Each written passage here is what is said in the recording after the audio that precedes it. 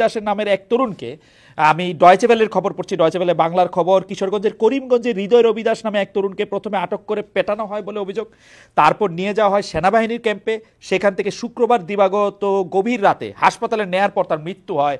সোমবার বিকাল পর্যন্ত থানায় কোনো মামলা হয় নাই। আপনি এটাতে আরেকটু কিছু বলবেন কিনা? হৃদয় রবি দাসকে আমরা শুনেছি আমাদের যে কোনো এক্সট্রা জুডিশিয়াল কিলিংকে আমরা কন্ডেম করি, আমরা যে কোনো এক্সট্রা জুডিশিয়াল কিলিংকে আমরা ইনভেস্টিগেট করছি। আমরা আমাদের কোনো হাইড অ্যান্ড সিকের কোনো এজেন্ডা নাই, আমরা এগুলো পুরো জিনিসগুলো ইনভেস্টিগেট হবে। আপনাকে এইটুকু অন্তত বলতে পারি। ইনভেস্টিগেট হবে কেমন জানি, মানে শফিক ভাই আপনি তো ওই পারে ছিলেন, মানে ইনভেস্টিগেট হবে কেমন জানি শেখ হাসিনার প্রেস সেকশনের ভাষা, যে আমরা সবকিছুকে খতিয়ে দেখছি, ইনভেস্টিগেশন করা হবে, কমিশন করা হবে। ওনারা অনেক এই কথা বলতে কিন্তু করেন নাই। তা ওনারা 3000, ওনাদের পুরো আমলে 3000 এক্সট্রা জুডিশিয়াল কিলিং হয়েছে, 3500 লোক হয়েছে। তারপরে কত লোককে উনি একদম এই যে এই ইয়েতেই দেখেন না, 1500 মতো ছেলে মেরে তারা খুন করেছে। তা আমাদের সাথে এটা তুলনা করতে এসেন না। আমরা প্রত্যেকটা জিনিস আমরা ইনভেস্টিগেট করছি, আমাদের এখানে কোনো ইয়ে নেই, কারণ আমরা এখানে আসি নাই কোনো পলিটিক্যাল এজেন্ডা আমাদের নাই, আমরা পলিটিক্যাল পার্টির ইয়ে না। আমরা আসছি ন্যাশনাল রিবিল্ডিং এর তাগিদে। আমরা আসছি বিকজ আমাদের পুরো ওয়ালগুলোতে রাষ্ট্র নির্মাণ করতে হবে, এই লেখাগুলো খুব সুস্পষ্ট ভাবে আমাদের ছেলেমেয়েরা লিখে দিয়েছে, সেই তাগিদে আমাদের এখানে আসে। পলিটিক্যাল এজেন্ডা নাই সেটা বলছেন, কিন্তু আপনার অন্তর্বর্তী সরকারের 100 দিন পূর্তির পর যে ডক্টর মোহাম্মদ ইউনূস অন্তর্বর্তী সরকারের প্রধান উপদেষ্টা ভাষণে নির্বাচনে কোনো রূপরেখা না থাকায় বিএনপির মহাসচিব মির্জা ফখরুল ইসলাম আলমগীর স্পষ্ট হতাশা জানিয়েছেন। তিনি বলেছেন নির্বাচিত সরকার কেন দরকার তার যৌক্তিকতা তুলে ধরতে গিয়ে মির্জা ফখরুল বারবার বলেছেন নির্বাচিত সরকারের পেছনে জনগণের সমর্থন থাকবে, এই বিষয়টা অবশ্যই চিন্তা করতে হবে। আপনারা চিন্তা করছেন কিনা? উনি যে মতামত দিয়েছে আমি ওইটা নিয়ে বেশি কিছু বলবো না। আমি এটা বলবো যে আমাদের যে ম্যান্ডেট, গণঅভ্যুত্থানের ম্যান্ডেট হচ্ছে যে আমাদের রাষ্ট্রটা নির্মাণ করতে হবে, সে আলোকে এই কমিশনগুলো করে দেওয়া। আর এই কমিশনগুলোর রিপোর্টগুলো দিবে 31শে ডিসেম্বরের মধ্যে। ওই রিপোর্টগুলো নিয়ে ওনাদের সাথেই কিন্তু আমরা কথা বলবো, আমরা পলিটিক্যাল পার্টিগুলোর সাথে কথা বলবো, সমাজের সমস্ত ধরনের স্টেক হোল্ডারের সাথে কথা বলবে। ওইটার আলোকে আসলে আমরা বুঝবো যে আমরা কি ধরনের ইলেকশন আমরা দিব বা কি ধরনের রিফর্মটা আমরা বাস্তবায়িত করব। আর রিফর্মটা আমি যখনই বাস্তবায়িত করব তখন আসলে আমি বুঝবো যে আমার কতদিন সময় লাগবে। ধরেন আপনি আজকে 300 সিটে আমাদের ইলেকশন হয়, এখন সবাই পার্টি মিলে বললো যে না আমরা 300 সিট সেই 1973 সাল থেকে দেখছি, অতএব এবার আসি আমরা 500 সিটে ইলেকশন করি। এই 500 সিট ইলেকশন করা মানে হচ্ছে আমার নতুন করে ডিমার্কেশন করা। বা ধরেন আমাদের পলিটিক্যাল পার্টিগুলো মিলে বললো যে না আমাদের প্রেসিডেন্টের পাওয়ারটা আমাদের বাড়াতে হবে, প্রেসিডেন্সিয়ালও ইলেকশন লাগবে। তো সেক্ষেত্রেও আমার কিন্তু টাইমের একটা বিষয় এসে যায়। তো সবগুলো মিলে আমাদের সত্যিকার অর্থে আমাদের একদিনও এক্সট্রা থাকার কোনো ইচ্ছা নাই, কারো কোনো ইচ্ছা নাই। আমি আপনার বললেন তো যে নির্বাচনটা করা ছাড়া আর এই যে সংস্কার, এই দায়িত্ব এই সরকার কেন নিতেছে? মানে এই বিকজ এইটা আমাদের ম্যান্ডেট, আমাদের গণঅভ্যুত্থানের ম্যান্ডেট এই একটাই, কি সেটা যে আমাদের শুধুমাত্র যে নির্বাচনের কথা আসছে তা না, এরা আসছে এই জন্য যে বিকজ আমাদের পিছনের ইতিহাসটা খুব খারাপ। আমাদের পলিটিক্যাল পার্টিগুলো যেই ধরনের রিফর্মের কথা বলতো, কিছুই তো রিফর্ম অনেক ক্ষেত্রে না করে রিফর্ম রোল ব্যাক করেছে। ফলে যেটা হয়েছে যে আমাদের যারা বিপ্লব করলো, যারা গণঅভ্যুত্থানে ছিল, তারা আশাহত হয়েছেন পলিটিক্যাল পার্টিগুলোর কাছে। তার দাঁড়িয়ে তারা আবার ফিউচারেও তারা চিটেড হতে চান না, তারা এমন একটা পলিটিক্যাল সেটেলমেন্ট করতে চান, রাজনৈতিক বন্দোবস্ত করতে চান যেখানে পলিটিক্যাল পার্টিগুলো অন্তত তাদের যেই ধরেন যে কাজগুলো পিছনে করেছে এটা যাতে না করে। শফিক ভাই, আপনি যা বলতেছেন সেইটা আমি যদি মানে আপনারা বুঝে থাকি, তাহলে ব্যাপারটা হচ্ছে বাংলাদেশের বেশিরভাগ মানুষের মনোনয়ন নিয়ে যারা আসবে তারা এটা বুঝতে পারে না বা তারা এটা করবে না। সেই জন্য আপনারা যারা বিপ্লব করেছেন, গণঅভ্যুত্থান করেছেন, যাদের দায়িত্ব ছিল বা যারা নিজেদের দায়িত্ব নিজেরা এরকম দিয়েছে যে শেখ হাসিনাকে হটানো দরকার, তারা এই দায়িত্ব নিজেদের আবারও দিচ্ছে যে তারা সংস্কার করবে, মানে কোনো গণতান্ত্রিক পলিটিক্যাল পার্টি না। এবং দ্বিতীয় প্রশ্ন হচ্ছে আপনারা সংস্কার করলেন, যেই গণতান্ত্রিক পলিটিক্যাল পার্টি এটা করবে না আপনারা বলছেন, তারা যদি এটা না করে তারা কি এটা রাখবে? তারা না রাখলে আবার তারা আমাদের ছেলেমেয়েরা তো জেগে উঠেছে, আমাদের রেভলিউশনারি বিপ্লবীরা তো, কিন্তু এটা তো গণতন্ত্র হইতেছে না, কিন্তু শফিক ভাই এটা তো গণতন্ত্র হইতেছে না। শফিক ভাই তারা আবার ফেস করবে, প্রোটেস্ট ফেস করবে। শফিক ভাই এটা তো গণতন্ত্র হইতেছে না, আপনি যাদেরকে তারা না না, এটা বলতেছেন কেন গণতন্ত্র? না, এটা গণতন্ত্র হইতেছে না। তো ধরেন যে এখন বিএনপি বা আওয়ামী লীগ এখন বিএনপি এখন ক্ষমতায় আসবে, এখন বিএনপি ক্ষমতায় আসবে, আপনারা বিএনপি কে ট্রাস্ট করতেছেন না যে বিএনপি প্রয়োজনীয় সংস্কারগুলি করবে, আপনারা মনে করছেন এই সংস্কার আপনাদেরই করে যেতে হবে, নাহলে বিএনপি এসে আর করবে না। না, সেই সেই ধরনের একটা ট্রাস্ট ডেফিসিট তো সমাজে তৈরি হয়েছে, এটা তো একটা অমূলক একটা বিষয় না। এই ট্রাস্ট ডেফিসিট তো আমাদের পিছনে, আপনারা 1991 সালে আপনি 90-এর এরশাদকে আমরা আউস্ট করার পরে, এরশাদকে সরিয়ে দেওয়ার পরে যেই পলিটিক্যাল বন্দোবস্ত হলো, সেটা তো আমাদের 100 বছর চলে যাওয়ার কথা, কিন্তু আমরা তো সেটা হলো না। আমরা এই জায়গাটায় কেন আসলাম, কেন আমার এই স্বৈরাচার একটা তৈরি হইলো, এটা কারণ আমাদের একটা পলিটিক্যাল ফেলিউর ছিল। যেই জিনিসটা আমাদের স্টুডেন্টরা, আমাদের আপামর জনসাধারণ এটা জানছে, তারা দেখেছে যে তারা গত 15 বছরে ভালো মতো ভোট দিতে চায়নি, তো তারা এই যে তাদের আকাঙ্ক্ষাটা তারা ওয়ালে লিখে দিয়েছে যে আমরা রাষ্ট্র মেরামত করতে চাই, এবং তারা বারবার এই কথাটা বলেছে। সেই 15 বছর তো সেইটার আকাঙ্ক্ষায় আমাদের, সেই 15 বছর তো আওয়ামী লীগ শাসন করলো, তো সেইটার দায় বা সেইটা যে বিএনপি কখনো কিছু করবে না সেটা বিএনপির উপর দিতেছে কেন ওরা? আমি তো এটা বুঝতেছি না। বিএনপির সাথে মিসট্রাস্টটা কি? বিএনপি তো নিজেরাও তো এটা নিয়ে আলাপ করেছে। আপনি পুরো গতটা বছর বিএনপি এই তাদের 31 পয়েন্টিং এ ফ্যান্টাস্টিক তারা ডিবেট করেছে, তো ওদেরও তো আকাঙ্ক্ষা আমরা ওদের কাজটাও আরো আগে, ওদের কাজটা ওরাই করুক, অসুবিধা নেই। আপনারা ওদের কাজটা কেন করতে চাচ্ছেন? এটা আমার কাছে একটা কুইজের মতো লাগছে। আমাদের তো এটা একটা কুইজের মতো লাগছে। রিফর্ম করা, আমাদের রিফর্মটা খুবই একটা স্ট্রং ম্যান্ডেট, এবং আপনি যদি আসেন কালকে, যদি এসে আপনি ওপিনিয়ন পোল নেন যে আমাদের ম্যান্ডেটটা কি হচ্ছে, আমি বলবো যে মোর দেন 80% will say that we want this government to carry out reforms. আমি আপনাকে বলতে পারি, চালান, আপনি নিজে একটা দেখেন না, ওপিনিয়ন পোল নেন। শফিক ভাই, ওপিনিয়ন পোল দিয়ে তো আসলে বোঝা খুব মুশকিল, তবে মানে পোল হওয়ার মানে একটা জনগণের কোন একটা ম্যান্ডেট না নিয়ে জনগণ কি চায় এটা বইলা দেওয়া আমার মনে হয় ঠিক গণতান্ত্রিক না মনে হয়। আমার মনে হয় যে এই গণ অভ্যুত্থানের চেয়ে বড় ম্যান্ডেট পৃথিবীতে নাই। সেই গণ অভ্যুত্থান ছিল, এটা ভোটে গণ অভ্যুত্থান খুবই বড় না। শফিক, আপনি বেয়াদবি নিয়ে না, কিন্তু এটা তো অতি সরলীকরণ করেছে। অভ্যুত্থান বাটা ছিল হচ্ছে শেখ হাসিনার বিপক্ষে, আর কোনো কিছু ছিল না, একটা ভালো নির্বাচনের পক্ষে, একটা ভালো নির্বাচনের পক্ষে না। অভ্যুত্থান শেখ হাসিনা রাষ্ট্র মেরামতের পক্ষে। কোন জায়গায় দেখছেন যে আমি অভ্যুত্থান করেছি আমার 3 মাসের মধ্যে ইলেকশন দেন? কোথায় লেখা আছে? আপনি দেখেন ওয়ালগুলোই, আপনি ওয়াল গ্রাফিতি গুলো, আপনার তো এখানে অনেক করসপন্ডেন্ট আছে, আপনি পাঠান না। আমি তো এরকমও কোথাও দেখি নাই যে আমি আইসা রাষ্ট্র মেরামত করব, সংস্কার করব, এটাও আমি দেখি নাই।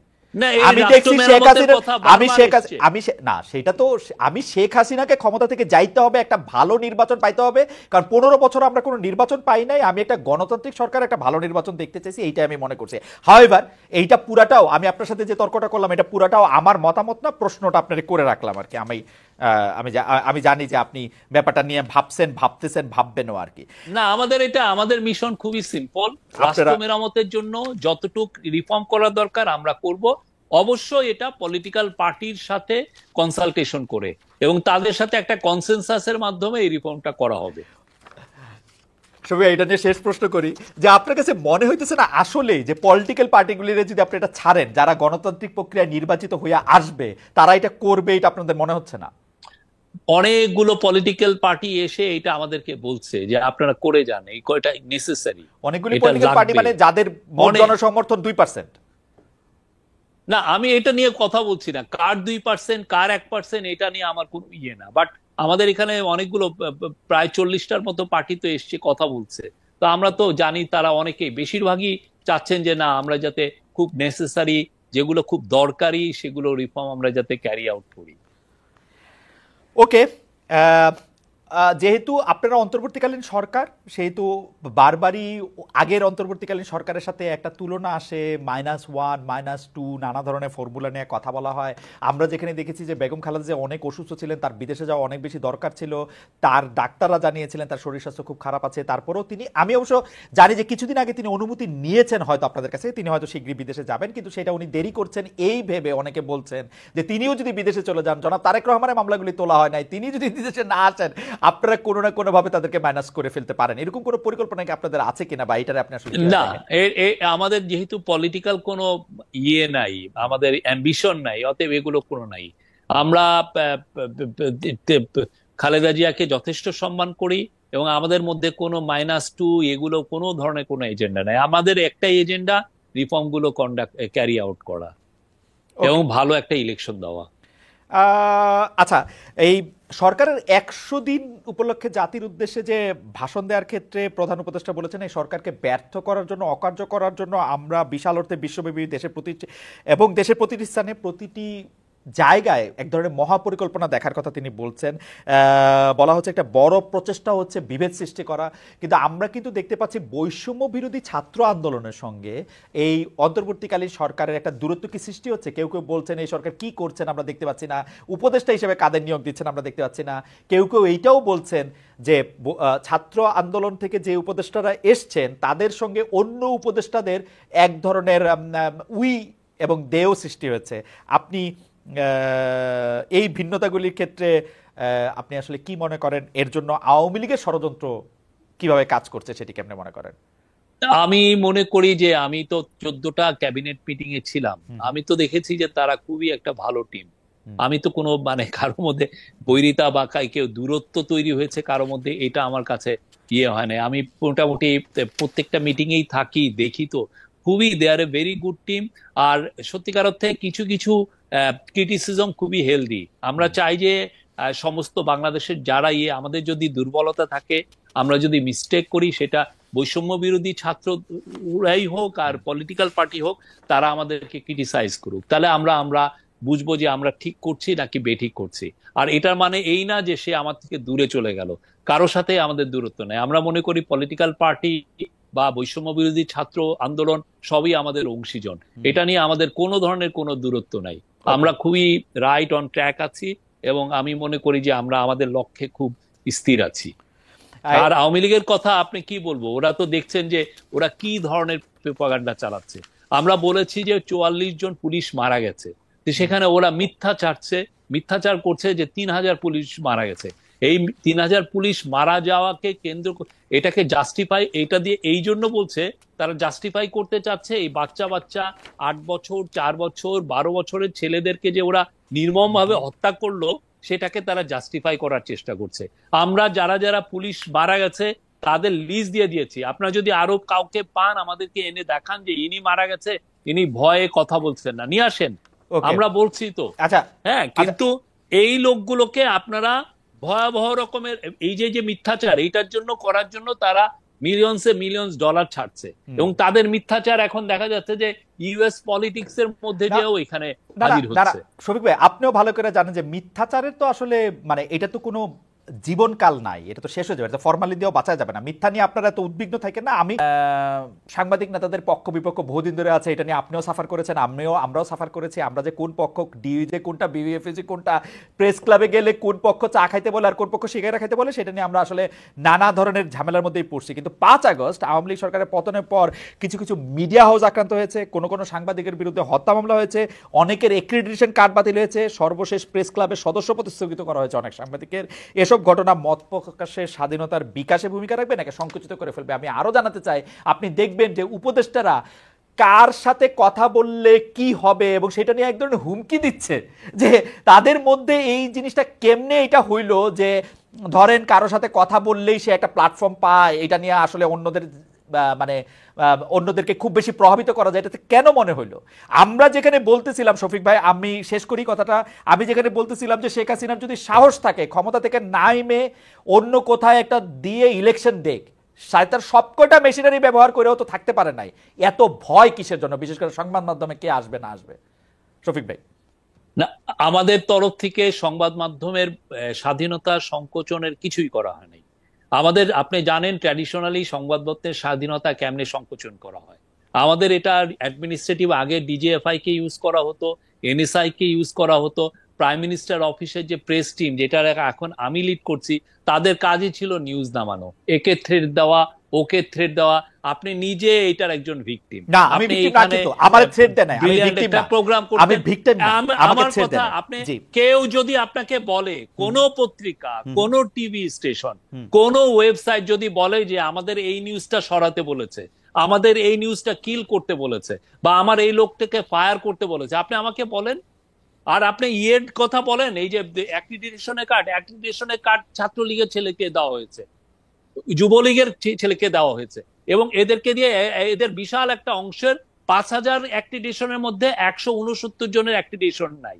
তো এদেরকে পুরো একটা বিশাল অংশের কাজ ছিল সচিবালয়ে যে লবিং করা, ওর হয়ে দেনদের বর করা, ওর হয়ে ইয়ে করা। আমরা তারপরে বলেছি আপনি যাদের যদি বাতিল আপনার করেছেন, মনে হয় যে আপনার প্রতি অন্যায় করা হয়েছে, আপনি আমাদেরকে বলেন, আমরা আবার রিভিউ করব। এটা নিয়ে আমাদের কোনো ইয়ে নাই। কিন্তু স্বাধীনতা, স্বাধীনতার ক্ষেত্রে আমরা বলবো যে 100% বাংলাদেশের ইতিহাসে এরকম কেউ স্বাধীনতা ভোগ করে নাই, আমি এটুকু বলতে পারি। আপনার কাছে কি মনে হয়, তথ্য উপদেষ্টা যে বলেছেন যে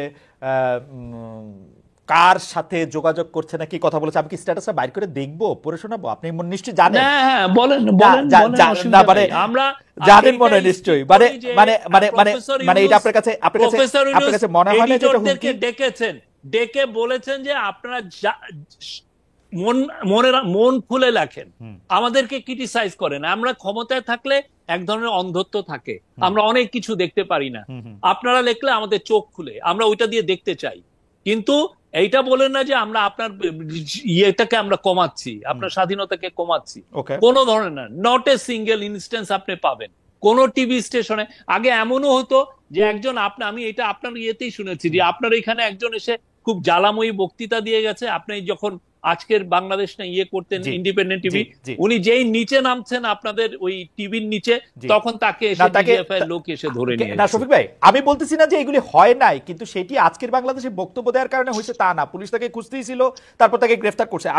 আমি সেটার কথা বলতে চাই না। আমরা তো অন্তর্বর্তীকালীন সরকারের কাছ থেকে এইটা চাই না যে অন্তর্বর্তীকালীন সরকার সংবাদ মাধ্যমে একটা ব্যক্তি আসলে, যেমন আমি খোলাখুলি বলি, ছাত্রলীগের সভাপতি সাদ্দাম হোসেন আসলে এই উপদেষ্টাদের বা বৈষম্য বিরোধী ছাত্র আন্দোলনের এদের কেন মনে হইলো যে উনি আইসা এমন একটা প্ল্যাটফর্ম পাবেন যেটাতে তিনি এমন কিছু কথা বলতে পারেন যেটা হইলো যে পৃথিবী উল্টে যেতে পারে?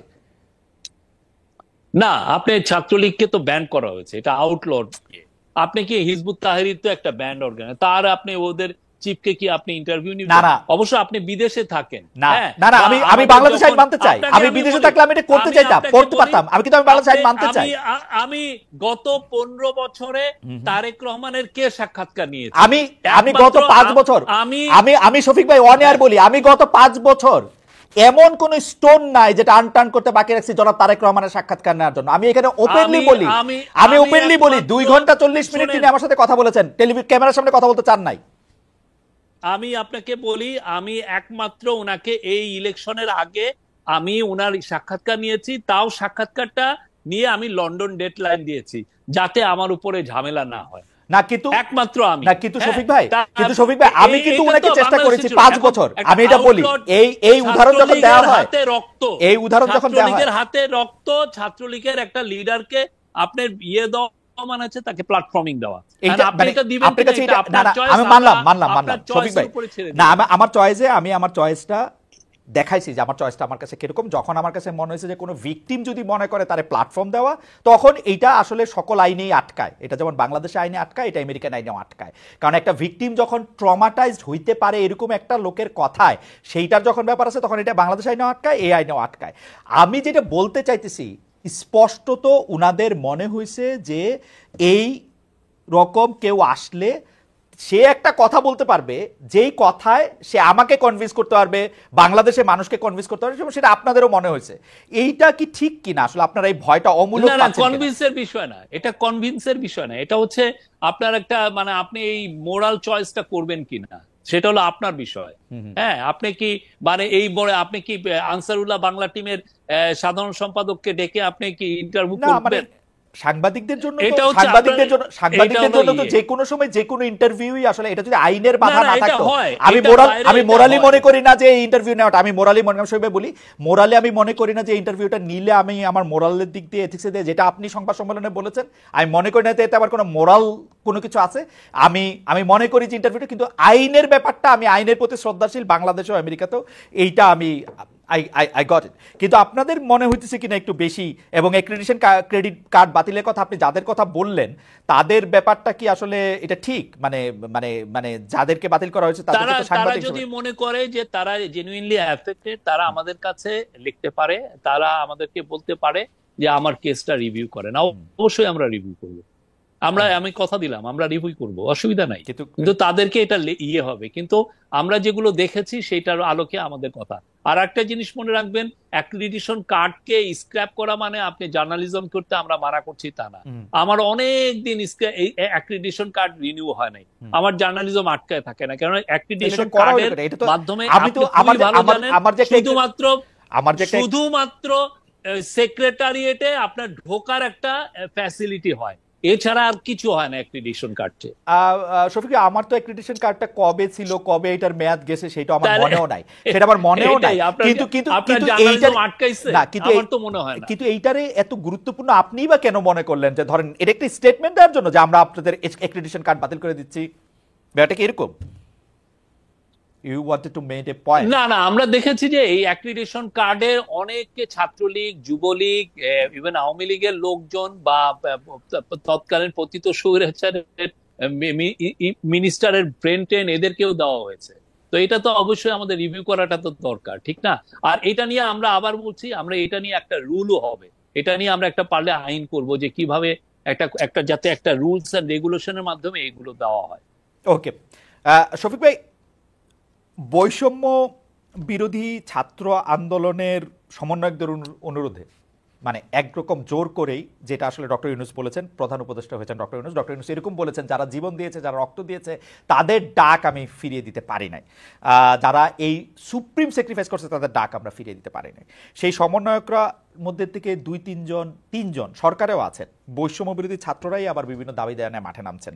এইটা আপনারা কি বলবেন? এবং তারা বলছেন যে তারা কখনো রাষ্ট্রপতির পদত্যাগ চাইছেন, কখনো হাইকোর্ট ঘেরাও করছেন, কখনো উপদেষ্টা কাদের নিয়োগ দেওয়া হবে তারা বলছেন, কখনো জাতীয় পার্টির কেন্দ্রীয় কার্যালয়ে অভিযান করছেন এইটারে, এবং বলা হচ্ছে যে তারা এক ধরনের সরকারের সাথে এক ধরনের মুখোমুখি একটা অবস্থান আসলে মেনে নিচ্ছেন। এইটা আপনারা কিভাবে দেখছেন বা কি করছেন? না, আমি তো দেখছি যে আমাদের সাথে তাদের আমি একটু আগেও বলেছি, বৈষম্য বিরোধী ছাত্র আন্দোলন যারা করেছেন বা যারা পলিটিক্যাল পার্টি, কারণ পলিটিক্যাল পার্টিগুলো বিএনপি বলেন, জামাত বলেন বা অন্যান্য অনেক পার্টি বলেন, তারাও কিন্তু এই আন্দোলনে ছিল। তো সবাই আমাদের অংশীজন, আমরা এইগুলো নিয়ে নাই। কিন্তু তাদের সাথে যে আমাদের দূরত্ব হয়েছে আমি তো এটা কোনো দেখছি না। আর তিনজন এরা এসছেন আমাদের ক্যাবিনেটে, কারণ আমরা চাই যে এই যে ইউথের যে ভাষাটা, এটা আমাদের এখানেও আসুক। তারা যে চায়, তাদের ডিমান্ড গুলো কি, আমাদের যাতে জেনারেশনাল একটা গ্যাপ না হয়, তাদের চাওয়া পাওয়া, তারা বাংলাদেশকে কিভাবে দেখছে, আমরা তো বাংলাদেশটা তাদের কাছে রেখে যাব। তো তাদের একটা ইনক্লুশন তো খারাপ না, এবং these are smart guy. Mahfuz বলেন, নাহিদ বলেন, নাহিদের মতো স্মার্ট পলিটিশিয়ান বাংলাদেশে খুব কম আছে। তো এরা তো দে আর মানে কন্ট্রিবিউটিং, মানে আমি বলি যে খুব ব্রিলিয়ান্টলি তারা কন্ট্রিবিউট করছেন আমাদের এই ক্যাবিনেটের কাজগুলোতে। আমি তো কিছু কিছু যখন ডিবেট গুলো হয়, দে অ্যাক্টিভলি টুক পার্ট। তারা ওই যে নীরব যে বসে আছেন যে তাকে আমি নিয়ে আসা হচ্ছে এক ধরনের ফেভার করা, সেগুলো না। আর আরেক দিক দিয়ে যেটা সার্জিস বা হাসনাত বা অন্যান্যরা যেটা করছেন, তারা তো আওয়াজ তুলছেন। আমরা তো বলছি যে সবাইকে, যদি আমাদের মিস্টেক হয়, আমাদের যদি কোনো শর্টকামিংস থাকে, আপনারা আওয়াজ তুলেন, অসুবিধা কি, আমরা শুনি। আমি তো আপনাকে অংশীজনই ভাবছি।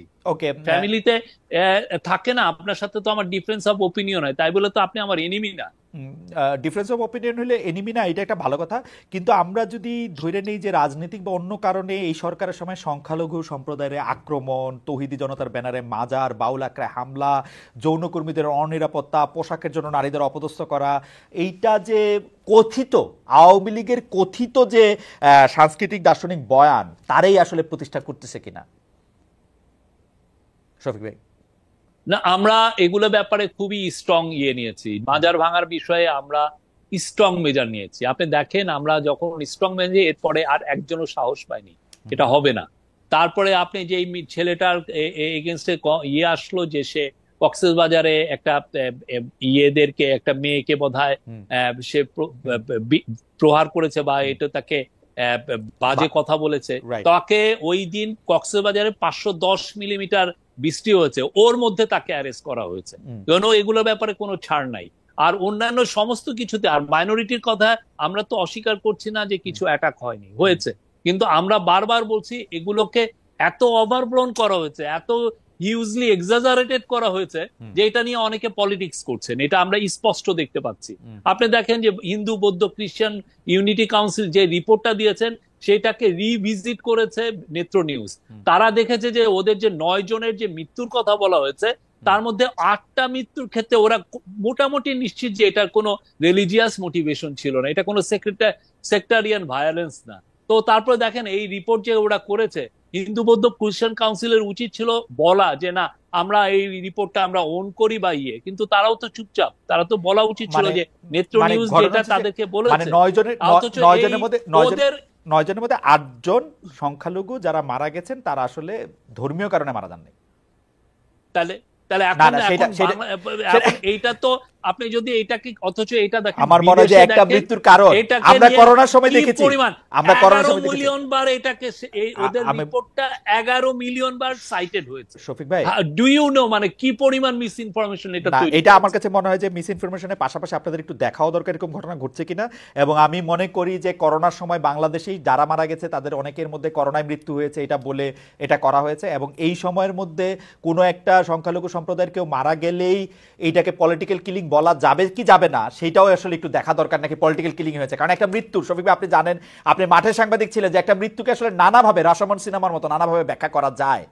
এটা আপনি চাইলে এটা ব্যাখ্যা করতে পারবেন। জি জি জি, এটা ব্যাখ্যা করতে পারবেন। আমার এই জন্য নরেন্দ্র মোদীর সাথে যখন প্রফেসর ইউনূস কথা বললেন ফোনে, উনি উনাকে আহ্বান করলেন যে আপনি আপনাদের দেশের সাংবাদিকদেরকে পাঠান, তারা এসে দেখে যাক, তারা নিজেরা। যা ধরেন আমি যদি আমার রিপোর্টটা বলি, আপনি অনেক সময় বলেন এটা তো সরকারের ভাষণ, আমি তো এটা বিশ্বাস করছি না, হুইচ ইজ নট অমূলক না, কিন্তু আপনি যদি বাইরের থেকে সব সাংবাদিক এসে নিজেরা যে দেখুক যে আসলে ঘটনাগুলো কি হয়েছে, নিজেরা প্রত্যেকটা ইনসিডেন্ট গুলোকে নিজেরা রিচেক করুক, রিপোর্ট করুক, করে বুঝুক যে আসলে কতটুকু হয়েছে। না, খুবই স্ট্রং একটা জায়গা। তো আপনি এই প্রসঙ্গে খালি একটু শেষ কথা বলি যে আপনি হৃদয় রবি দাসের মৃত্যুটাকে আসলে কিভাবে দেখেন, মানে এটা নিয়ে আপনার কাছে খোঁজ আছে কিনা সেই প্রশ্নটা করেছিলাম, সেটা যদি আবার একটু বলতেন। এবং ডোনাল্ড ট্রাম্প আমেরিকার প্রেসিডেন্ট ইলেক্ট, তিনি যে বাংলাদেশের সংখ্যালঘুদের নির্যাতন মৃত্যু এগুলি নিয়ে নানা ধরনের একটা মানে কি বলবো এক ধরনের আশঙ্কা করে একটা যে টুইট করেছেন, সেটিকে আপনি আসলে কিভাবে দেখছেন ডক্টর মোহাম্মদ ইউনূসও আসলে? ডোনাল্ড ট্রাম্পের বিষয়ে আমরা তাকে ওয়েলকাম জানাই যে উনি নতুন ইলেক্টেড হয়েছেন। আমরা মনে করি ডোনাল্ড ট্রাম্প 2.0 যেটা ইয়ে হবেন ওটার সাথে আমাদের সম্পর্ক খুব ভালো থাকবে, এবং আমরা মনে করি যে তার সাথে এবং আমাদের ইকোনমি আরো বেটার জায়গায় যাবে আমরা মনে করি। আর যেটা বললেন যে ওনার টুইটের বিষয়ে, আমি মনে করি যে এটা হয়তো বা মানে ওনাকে ভুল বুঝানো হয়েছে। উনি যখন ক্ষমতা নিবেন তখন অবশ্যই উনি ইনফরমেশন গুলো পাবেন হচ্ছে আমেরিকান এম্বাসি ইন বাংলাদেশ, তাদের কাছ থেকে উনি ইনফরমেশন পাবেন, তখন উনি রিচেক করে দেখতে পাবেন যে কি এক্সটেন্টে কি ভায়োলেন্সটা হয়েছে।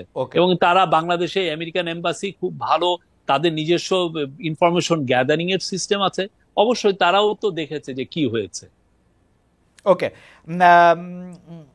আপনি হৃদয় রবি দাস সম্পর্কে আর কোনো মন্তব্য করবেন? রহস্যজনক মৃত্যু আর্মির কাছে, আমি তো ওইটা বলেছি যে এগুলো আমরা ইনভেস্টিগেট করব। ওকে, ঠিক আছে। আপনি সাংস্কৃতিক জাগরণের কথা বলেছেন, সরকারের 100 দিনের কথা বলতে গিয়ে, কিন্তু আমরা শিল্পকলা একাডেমিতে প্রদর্শনীরত অবস্থায় একটা নাটক বন্ধ হতে দেখেছি। বলা হচ্ছে যে মানে আসলে এই নাটককে যিনি করতেছিলেন তিনি সরকারের সমালোচনা করেছেন। আমরা একজন সফল চলচ্চিত্র পরিচালককে উপদেষ্টা হিসেবে আপনারা নিয়োগ দিয়েছেন, তার জন্য আপনারা ঘরে বাইরে কথা শুনছেন। আপনারা আসলে এগুলি কিভাবে দেখছেন? এইটা কোনো মানে আরও যদি আমরা বলি যে কোন একটা ব্র্যান্ডিং এর অনুষ্ঠানে গেলে তৌহিদি জনতার ব্যানারে বাধা দেওয়া হচ্ছে, বলা হচ্ছে যে তারা আওয়ামী লীগের সময় ছিলেন। আমি পরিমণির কথা বলি যে পরিমণিকে আসলে ভুয়া ভুয়া স্লোগান করে শোরুম উদ্বোধন না করে চলে যেতে হয়েছে, মেহজাবিনকে শোরুম উদ্বোধন করতে দেয় নাই তৌহিদি জনতা। এগুলি মানে এগুলিকে আপনারা আসলে কিভাবে দেখেন? মানে সংস্কৃতিটা জায়গায় এই শিল্পকলা একাডেমিতে নাটক বন্ধ, আমরা সংস্কৃতি কিভাবে দেখি? আপনি শিল্পকলা একাডেমির যে ডিজি যিনি হয়েছেন তার অ্যাপয়েন্টমেন্টে বুঝবেন। হুম। সৈয়দ জামিল উদ্দিন আহমেদের চেয়ে brilliant stage director, theatre director বাংলাদেশে নাই। হ্যাঁ, আপনি এটা জানেন, তার সর্বজন গ্রাহ্যতা আছে। আর যে ইনসিডেন্ট হয়েছে সেটা নিয়ে তো আমরা অলরেডি বলেছি, আমরা স্টেটমেন্ট দিয়েছি। হ্যাঁ, এবং জামিল ভাই খুবই ব্রিলিয়ান্টলি এটা হ্যান্ডেল করেছেন। আমরা সবাইকে মনে করি, সবাই আমাদের না শফিক এই ভাই, আজকে থেকে কালচারাল সবাইকে আমরা ধারণ করি। আজকে থেকে আমরা চাই যে বাংলাদেশের নাটক আরো উত্তর আরো নতুন হাইট স্কেল আপ করুক, আমরা এটা চাই। শফিক ভাই, বাংলাদেশের সিনেমা জগতে আরো ব্রিলিয়ান্ট সিনেমা হোক। আমাদের